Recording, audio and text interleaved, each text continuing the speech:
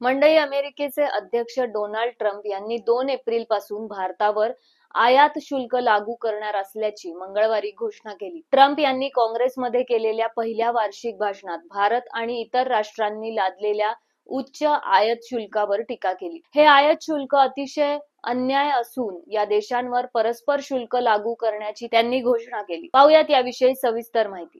नमस्कार, मी अमृता इनसाइड स्टोरीवर तुमचं स्वागत करते. मंडळी, डोनाल्ड ट्रम्प यांनी आपल्या अध्यक्षपदाच्या दुसऱ्या कार्यकाळात ट्रम्प यांनी मंगळवारी काँग्रेसच्या दोन्ही सभागृहांबाहेर पहिले भाषण केले. त्यामध्ये त्यांनी अर्थव्यवस्था, स्थलांतरापासून जागतिक राजकारणांपर्यंत अनेक मुद्दे उपस्थित केले. आपले सरकार लवकरच भारत आणि चीन यासारख्या देशांवर परस्पर शुल्क लागू करेल अशी घोषणा ट्रम्प यांनी केली. ट्रम्प म्हणाले की आपल्यावरील आयात शुल्क फार अन्याय आहे. भारत आपल्यावर 100% इतके जास्त आयात शुल्क लादतो. पंतप्रधान नरेंद्र मोदी यांनी गेल्या महिन्यात अमेरिकेचा दौरा केला होता. त्यावेळी त्यांच्या बरोबरच्या भेटीत त्यांनी मोदी यांना आयात शुल्काच्या निर्णयाबद्दल सांगितलं होतं. मित्र असो की शत्रू, आयात शुल्काच्या बाबतीत सर्व देश अमेरिकेवर अन्याय करतात असा दावाही ट्रम्प यांनी यावेळी केला. ते म्हणाले, दुसऱ्या देशांनी अनेक दशकांपासून आयात शुल्क लादलं आहे आणि आता आपली त्या देशांवर तितकेच आयात शुल्क लादण्याची पाळी आहे. युनायटेड स्टेट्स राष्ट्र आणि जगाला हादरवून टाकणाऱ्या वादळी सत्तेत परतल्यानंतर काँग्रेसला दिलेल्या पहिल्याच भाषणात डोनाल्ड ट्रम्प यांनी मंगळवारी अमेरिकन स्वप्न अटळ आहे अशी घोषणा केली.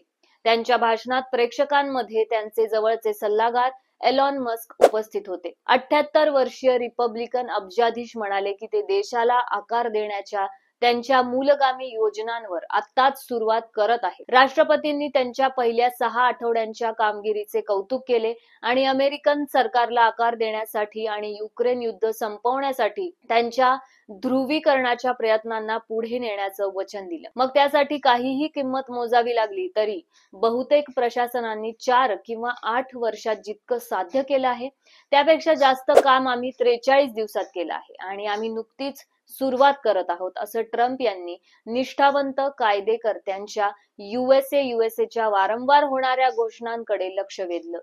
अमेरिकन स्वप्न तेजीत आहे, पूर्वीपेक्षा मोठे आणि चांगले. अमेरिकन स्वप्न थांबवता येत नाही आणि आपला देश अशा पुनरागमनाच्या उंबरठ्यावर आहे जे जगाने कधीही पाहिलं नाही आणि कदाचित पुन्हा कधीही पाहणार नाही. रशिया शांतता प्रक्रियेसाठी तयार असून तसे संकेत त्यांनी दिले आहेत.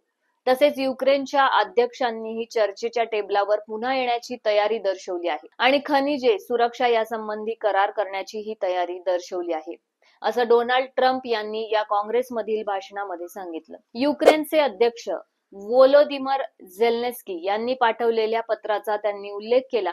ते म्हणाले, गेल्या आठवड्यातील अतिशय स्फोटक बैठकीनंतर युद्ध काळातील अध्यक्षांना पुन्हा एकदा चर्चा करायची आहे.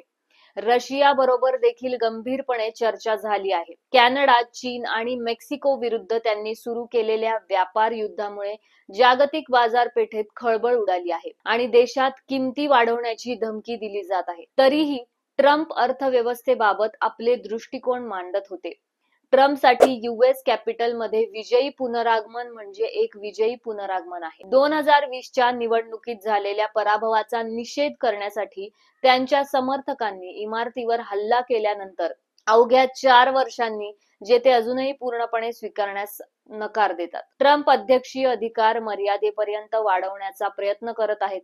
त्यांच्या पाठीशी लोकप्रिय मत आहे आणि रिपब्लिकन नियंत्रित हाऊस आणि सिनेट त्यांचे काम करत आहेत. टेक टायकून मस्कच्या मदतीने ट्रम्प यांनी संघीय नोकरशाहीवर कडक कारवाई केली आहे. हजारो कामगारांना काढून टाकलं आहे, संपूर्ण एजन्सी बंद केल्या आहेत आणि परदेशी मदत कमी केली आहे. व्हाईट हाऊसच्या प्रेस सेक्रेटरी कॅरोलिन लेविट म्हणाल्या, अमेरिकन स्वप्नांचे नूतनीकरण ही थीम होती आणि अमेरिकन स्वप्नांचे नूतनीकरण आधीच सुरू आहे. राष्ट्राध्यक्ष म्हणून पहिल्या महिन्यात राष्ट्राध्यक्ष ट्रम्प यांनी काय साध्य केले आहे ते पहा. तिने फॉक्स न्यूजला सांगितले, परंतु ट्रम्प यांच्या मोठ्या कपाती आणि महागाई रोखण्यात अपयश आल्याने त्यांच्या लोकप्रियतेवर परिणाम होत असल्याचं सुरुवातीच्या सर्वेक्षणांमध्ये दिसून येत आहे. युक्रेन युद्धावर मॉस्कोकडे लक्ष केंद्रित करून ट्रम्प अमेरिकेच्या परराष्ट्र धोरणालाही उलथापालथ करतायत.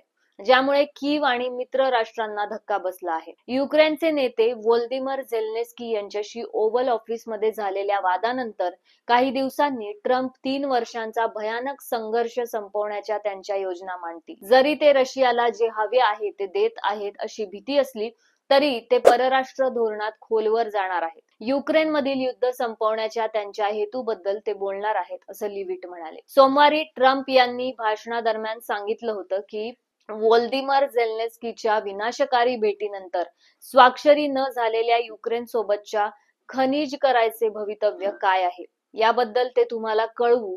लिव्हिट म्हणाले की ट्रम्प गाझामधून सर्व ओलिसांना बाहेर काढण्याच्या त्यांच्या योजनेवर देखील चर्चा करतील. हा प्लॅस्टोनी प्रदेश अमेरिकेने ताब्यात घ्यावा असा त्यांनी प्रस्तावित केला आहे, ज्यामुळे मध्य पूर्वमध्ये संताप निर्माण झाला आहे. अमेरिकेचे अध्यक्ष अखेर काँग्रेसकडे कागदपत्रे नसलेल्या स्थलांतरितांना मोठ्या प्रमाणात हद्दपार करण्याच्या त्यांच्या योजनेला पाठिंबा देण्यासाठी निधीची मागणी करतील, ज्यापैकी काहींना त्यांच्या प्रशासनाने आधीच ग्वांतानामो बे येथे पाठवलं आहे. ट्रम्प यांच्या फ्लड द झोन धोरणाचा आणि सतत पत्रकार परिषदांद्वारे बातम्यांच्या चक्राचा आढावा घेण्याचा प्रयत्न करण्याचा सामना करण्यासाठी डेमोक्रॅट्सना आतापर्यंत संघर्ष करावा लागला आहे. परंतु भाषण गोंधळात टाकणारे ठरेल असं आश्वासनही त्यांनी दिलं आहे. डेमोक्रॅटिक कायदेकर्त्यांनी मस्कच्या तथाकथित डिपार्टमेंट फॉर गव्हर्नमेंट एफिशियन्सी द्वारे लक्षित अनेक संघीय कामगारांना पाहुणे म्हणून आणलं आहे. ट्रम्प यांच्या भाषणाचे डेमोक्रॅटिक खंडन मिशिगनच्या नवीन सिनेटर एलिसा स्टॉल्किन करतील, ज्या 48 वर्षीय माजी CIA विश्लेषक आणि पक्षातील उदयोन्मुख स्टार आहेत. या आणि अशाच माहितीसाठी पाहत राहा इनसाइड स्टोरी. नमस्कार.